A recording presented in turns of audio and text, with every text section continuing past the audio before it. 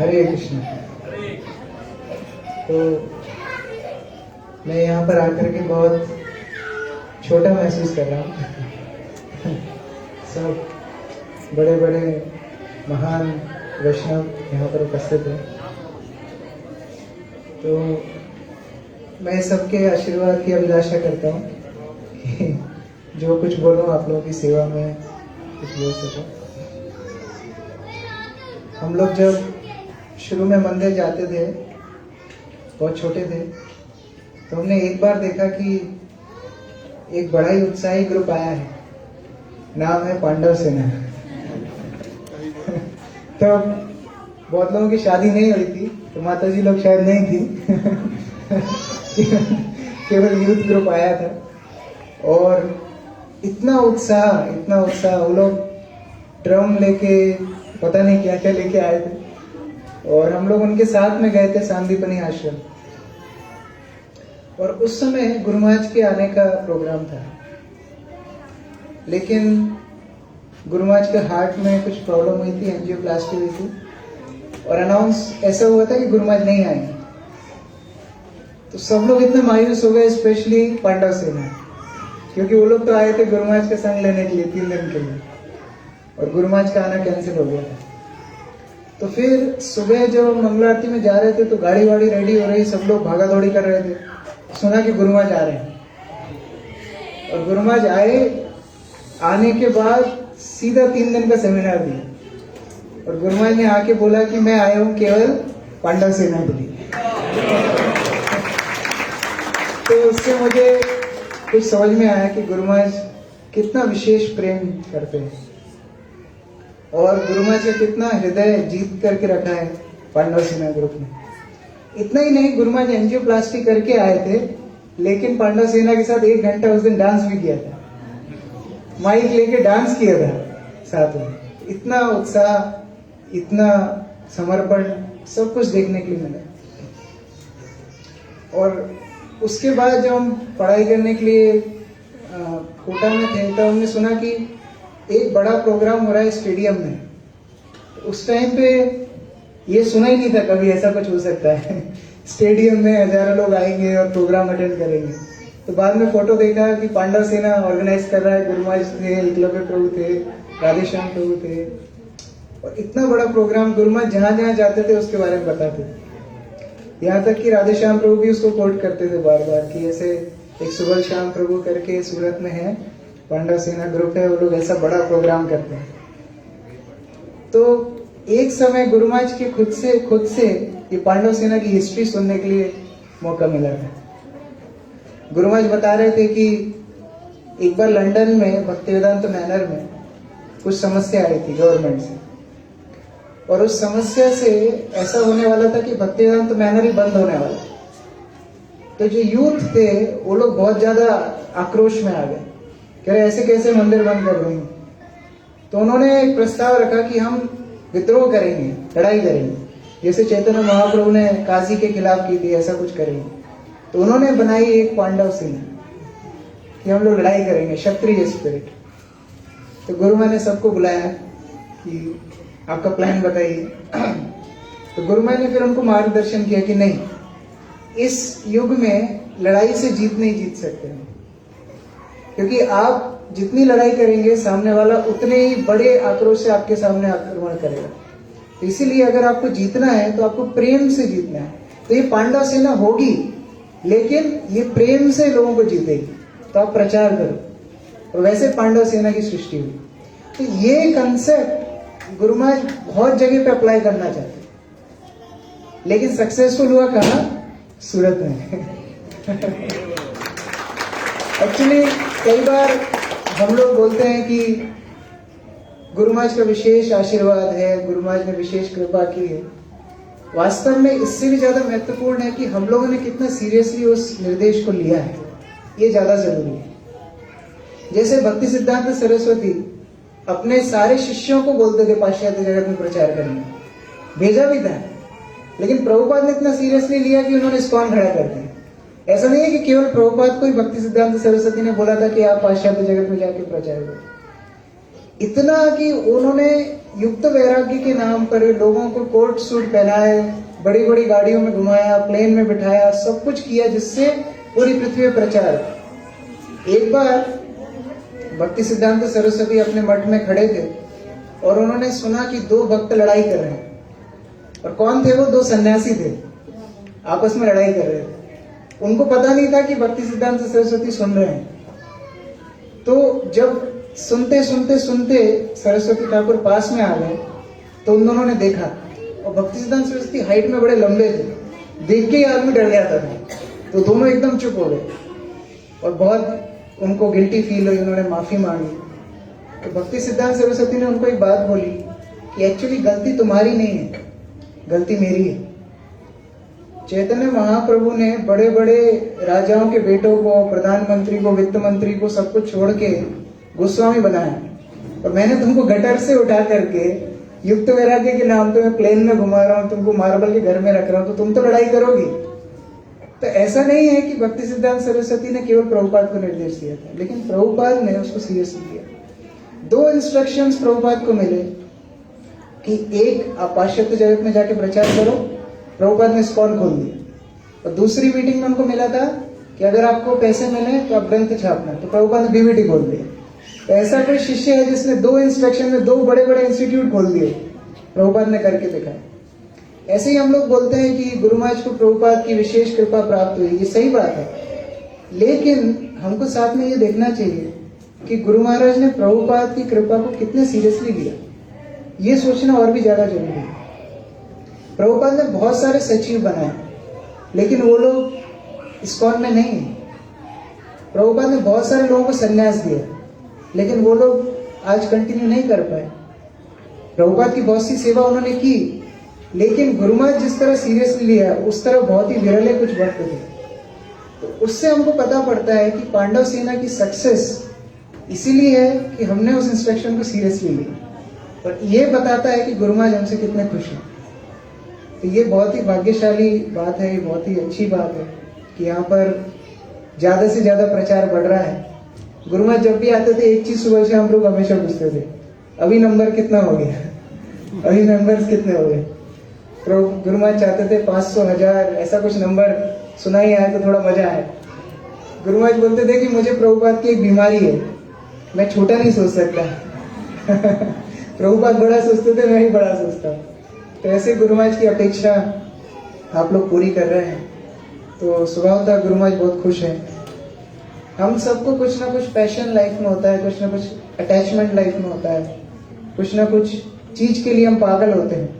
हर व्यक्ति कोई बिजनेस के लिए पागल है, कोई किसी और चीज के लिए पागल है, लेकिन जब वही सेम आसक्ति हमारी गुरु में होती है, वही सेम आसक्ति जब सत्पुरुषों में होती है, तो वो मोक्ष द्वारम अपावृतम, वो हमारे लिबरेशन का, हमारी मुक्ति का, हमारे भगवत धाम जाने का रास्ता बन जाती है। आसक्तियां तो सबके अंदर है, एनर्जी सबके अंदर है। आज जैसे हम एक प्रोग्राम में गए थे तो मुकुंद प्रिय लोग बता रहे थे कि आज संडे का दिन है, बहुत सारे ऑप्शन आपके पास है, सब जगह पे हम लोग अलग अलग जा सकते हैं, लेकिन चॉइस हमने कर करके आज यहाँ पर हम लोग आए। तो ये आसक्ति जब गुरु में होती है, जो साधुओं में होती है, तो वो हमको आगे बढ़ा करके लेके जाते हैं। हम लोग खुद के प्रयास से कितना भक्ति में आगे बढ़ सकते हैं। जैसे कि भक्ति सिद्धांत सरस्वती बताते थे एक स्टोरी कि एक बार एक व्यक्ति अपने दोस्त को मिलने गया गांव में। उस टाइम पे जीपीएस नहीं था, तो मिलने के लिए जब गया तो उसकी पहचान थी कि उसके दोस्त के घर पे बहुत सारी गाय हैं। तो जब वो वहां गांव में गया तो उसने गाय देखी, तो उसने तुक्का लगाया कि अरे अपने दोस्त की गाय होगी। तो उसने सोचा कि अगर मैं इस गाय की पूंछ पकड़ लूं तो गाय तो घूमते घूमते कहाँ जाएगी, शाम को घर पे ही जाएगी, तो मैं ऐसे दोस्त के घर पे पहुंच जाऊंगा। तो उसने गाय की पूंछ पकड़ ली। अब जैसे ही उसने गाय की पूंछ पकड़ी तो गाय डर गई।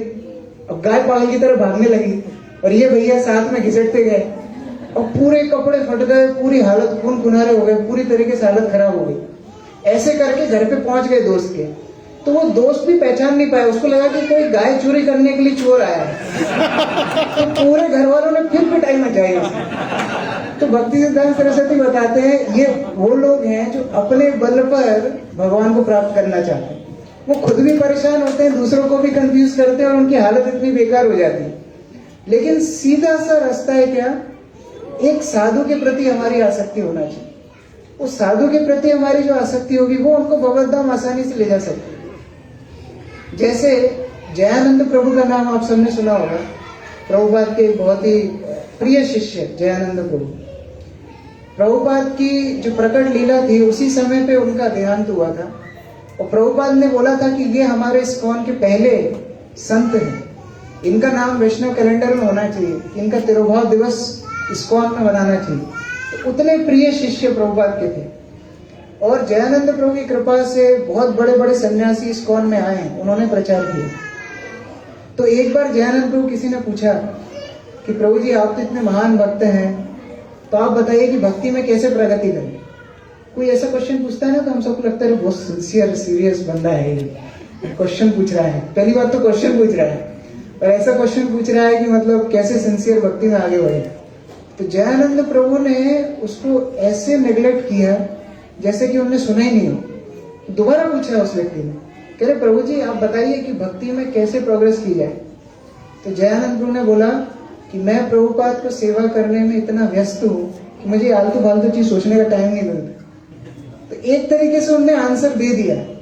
आंसर क्या है, प्रभुपाद की गुरुदेव की सेवा यही वास्तव में हमको भक्ति में आगे लेके जाती। ये सरल उपाय है। हम भगवान अगर हमारे सामने भी खड़े हो जाएंगे तो हम उनसे ईर्ष्या ही करेंगे, क्योंकि उनसे ईर्ष्या करके तो हम यहाँ पर आए। लेकिन एक साधु जब हमारे जीवन में आते हैं वो हमको इतना प्रेम देते हैं। श्री श्रीमद भक्ति चारू स्वामी गुरु महाराज समझाते हैं ये, उन्होंने 1981 में एक आर्टिकल लिखा था मीनिंग ऑफ व्यास पूजन। उसमें गुरु महाराज ने बताया था कि एक गुरु का शिष्य के आध्यात्मिक जीवन में क्या रोल होता है। गुरु क्या करते हैं, गुरु का काम है बद्ध जीवात्मा को भगवान से दोबारा से कनेक्ट करना।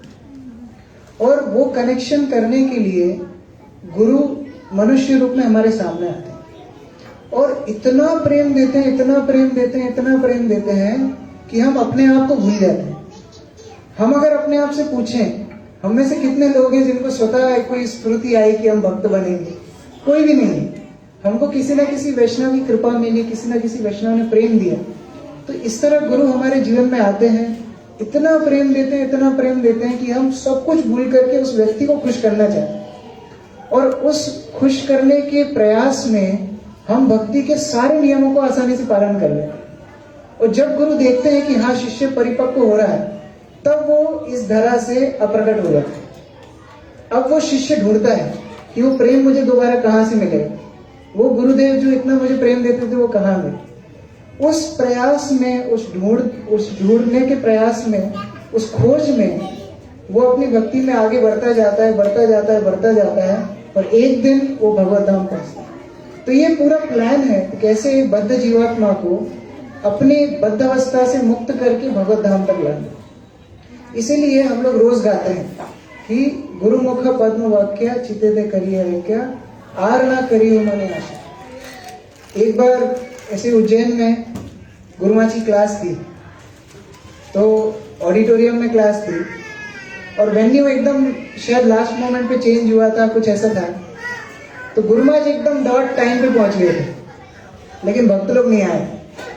हो सकता है 5-10 भक्त आए होंगे, बाकी लोग ऐसे धीरे धीरे आ रहे थे अपने टाइम के हिसाब से। तो गुरु महाराज ने बोला मैं क्लास दूंगा अपने रूम में। गुरु महाराज वहां से उठे, अपने रूम में गए। तो जो लोग आए उनको समझ में आ गया अभी कुछ होने वाला है। तो सब लोग एकदम तैयार होके गए कि आज महाप्रसाद कुछ बड़ा मिलेगा। सब बैठ गए, रूम पूरा फुल पैक। गुरु महाराज ने यही बात बोली, गुरु मुख पद्म वाक्य चित्त दे करिए क्या आर न करियो मने आशा। अगर आपके आध्यात्मिक गुरु से सुनने में रुचि नहीं है, अगर आपकी आसक्ति अपने गुरु में नहीं है, इसका मतलब क्या है, बाकी आशाएं आपके माइंड में घूम रही हैं और इसका मतलब ये है कि आप आध्यात्मिक रूप से सिंसियर नहीं। तो वास्तविकता में केवल एक सूत्र पकड़ना है, गुरु की सेवा करना, एक वैष्णव को पकड़ करके उनको खुश करना। इतना अगर हम कर लेंगे तो हमें और कोई चीज करने की जरूरत ही नहीं है। अगर हम प्रभुपाद के शिष्यों में देखें तो हम हर एक प्रभुपाद के शिष्य की जीवन से ये चीज सीख सकते हैं। आप उनको कुछ भी स्थिति दे दीजिए, वो यही याद करेंगे कि प्रभुपाद ने इस स्थिति में क्या बोला था, प्रभुपाद इस स्थिति में होते तो क्या अपेक्षा करते। ये प्रभुपाद के शिष्यों का सतत चिंतन रहता है। तो हम लोगों को ही प्रयास करना चाहिए कि हमारे गुरु वर्ग के निर्देशों का, प्रभुपाद के निर्देशों का हमेशा हम स्मरण करें। जैसे एक छोटा सा उदाहरण, प्रभुपाद जब रशिया गए 3 दिन के लिए गए, और 3 दिन में उन्होंने एक भक्त को ही प्रचार किया, उनका नाम था एंटली, और वो एक भक्त को प्रभुपाद ने दीक्षा दी, अनंत शांति दास। तो प्रभुपाद वापस आए। अब वो एक भक्त इतना सिंसियर हो गया, इतना सिंसियर हो गया, प्रभुपाद ने उसको बोला था कि तुमको प्रचार करना। अब आप सोचिए, उसके पास बुक्स नहीं है, टेप नहीं है, कोई लेक्चर नहीं है, प्रचार कैसे करेगा। तो प्रभुपाद ने उसको सिखाया था कि अगर आप लोगों को भगवान का प्रसाद दोगे तो वो भक्त बन जाएंगे।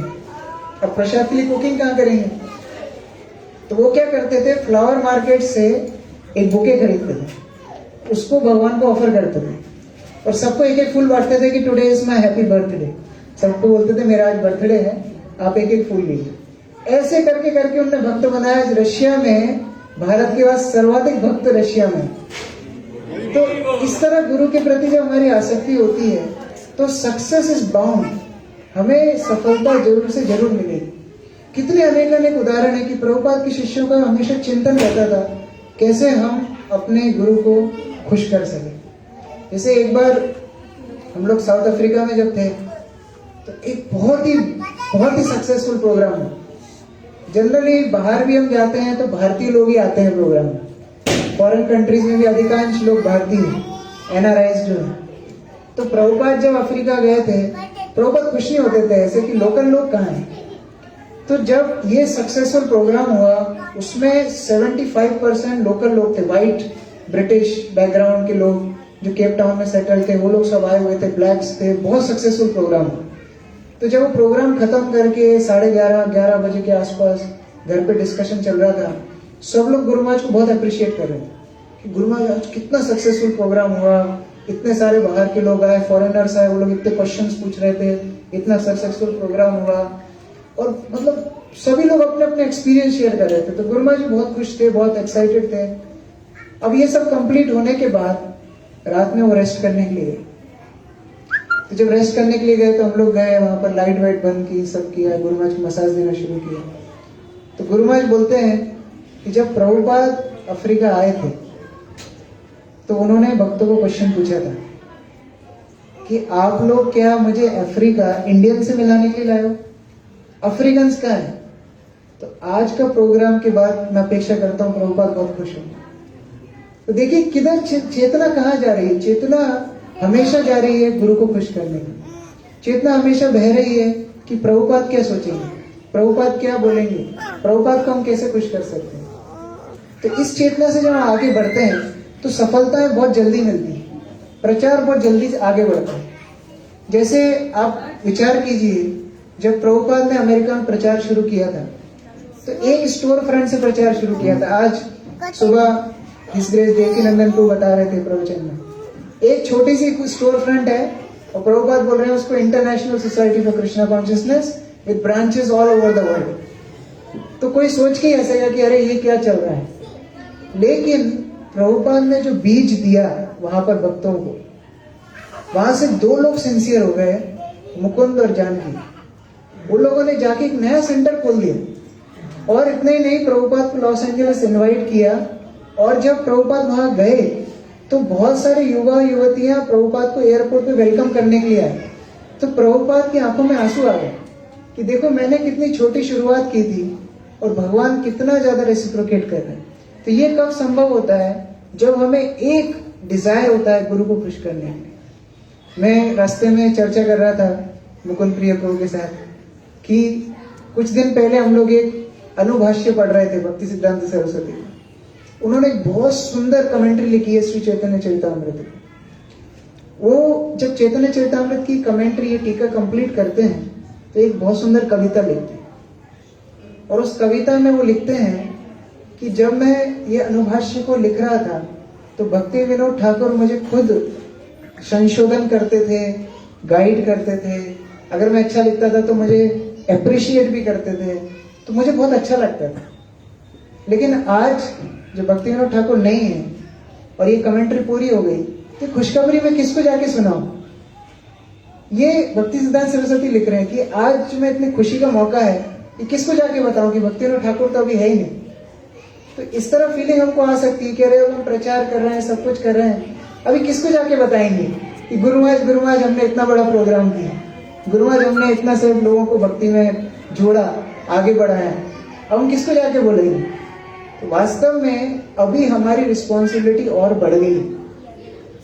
अभी गुरुमाज हम सबके साथ प्रत्यक्ष रूप में है, हमको देख रहे हैं, और अभी हमारी रिस्पॉन्सिबिलिटी है कि हम कैसे उनके निर्देशों को पालन करते हुए उनको और ज्यादा खुश करें।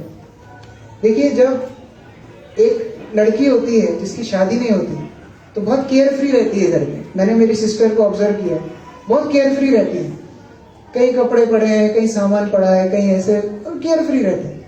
लेकिन जब उन्हीं की शादी हो गई, अब मैं उनके घर पे जाता हूँ तो बहुत सिस्टमेटिक, सब चीज एकदम बिल्कुल सिस्टमेटिक रूप से करती है। तो ये परिवर्तन अपने आप आता है। तो जब गुरुमाज हमारे साथ हैं, प्रत्यक्ष रूप से, प्रकट रूप में थे, हम लोग केयर फ्री थे। ठीक है, कुछ लड़ाई झगड़ा भी हो गया तो गुरुमाज के सामने चले जाएंगे, उनसे सॉल्व करा लेंगे, कुछ गलती भी हो गई तो गुरुमाज को बोल देंगे। इस तरह हम लोग केयर फ्री अपनी भक्ति करने का प्रयास कर रहे हैं। लेकिन अब हमारी रिस्पॉन्सिबिलिटी और ज्यादा बढ़ गई है। अब हमको ये सोच के चलना है कि हमारे हर एक्शन हमारे गुरु के ऊपर रिफ्लेक्ट करेंगे। जब हम 3 जून को गुरुमाज को छोड़ने के लिए गए थे मुंबई, तो तब सब लॉकडाउन लगा हुआ था, बस ट्रेन सब बंद थी, तो ड्राइव करके गए। तो एक सिटी से हम लोग निकल के जा रहे थे, तो वहां पर गुरुमाज पूछ रहे थे कि इस सिटी में प्रचार कैसा चल रहा है।